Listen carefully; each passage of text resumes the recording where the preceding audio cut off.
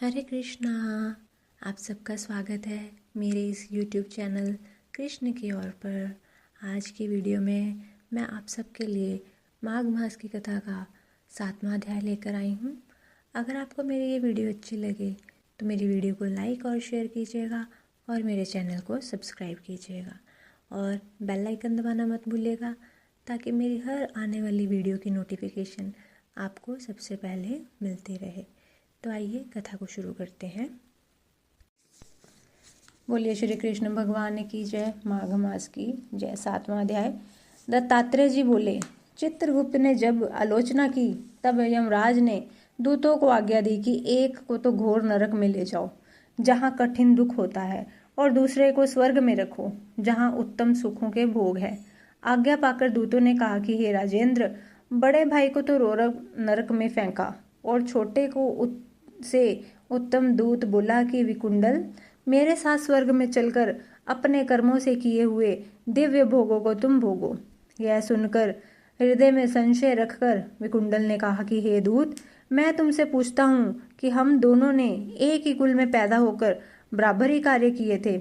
हमारी मृत्यु भी साथ साथ ही हुई और यमराज को भी हमने साथ ही देखा। तब किस कारण से मेरे बड़े भाई को नरक में फेंका गया और मुझे स्वर्ग मिला? विकुंडल के ऐसा पूछने पर यमदूत कहने लगा कि हे विकुंडल, जिस प्रकार एक वृक्ष पर अनेक प्रकार के पक्षियों का आवागमन होता है, उसी तरह इस संसार में पुत्र, पत्नी, बहन, भाई, माता, पिता आदि का जन्म के कारण संगम होता है। हे वैश्य, मैं प्रेम पूर्वक तुमसे सच कहता हूँ कि जो मनुष्य पूर्व भक्ति कर्म करता है वह अपने लिए अच्छे या बुरे कर्मों का ही फल समय समय पर भोगता है। जो जैसा कर्म करता वैसा ही फल पाता है। कभी भी कोई मनुष्य किसी दूसरे के लिए कर्मों का फल नहीं भोग सकता। तुम्हारा भाई अत्यंत पापों के कारण नरक में गया और तुम धर्मात्मा होने के कारण सदैव स्वर्ग को प्राप्त करते हो। विकुंडल ने कहा कि मैंने इस जन्म में प्राय पाप ही किए हैं, पुण्य नहीं किए। हे देवदूत, मैं अपने पुण्य को नहीं जानता। यदि तुम जानते हो तो कृपा करके मुझसे कहिए। देवदूत बोला कि हे वैश्य, सुनो, जो पुण्य तुमने किया है वह मैं भली प्रकार से जानता हूँ, तुम नहीं जानते।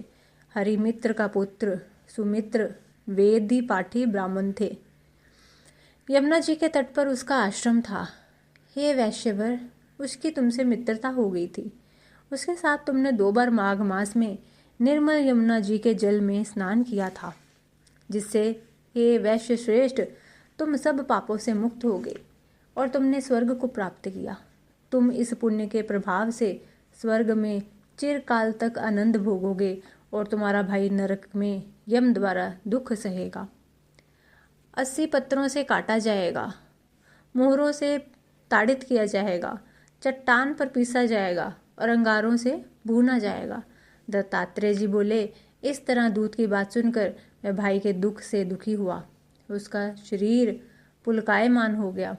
नम्रतापूर्वक दुखी होकर उसने मधुर वाणी में देवदूत से कहा कि हे साधुओं के साथ 7 पग चलने वाली मित्रता श्रेष्ठ फलदायिनी होती है। अतः मित्र प्रेम को सोचकर तुम मुझ पर कृपा करो। हे सर्वज्ञ, तुमसे मैं वह सब सुनना चाहता हूँ।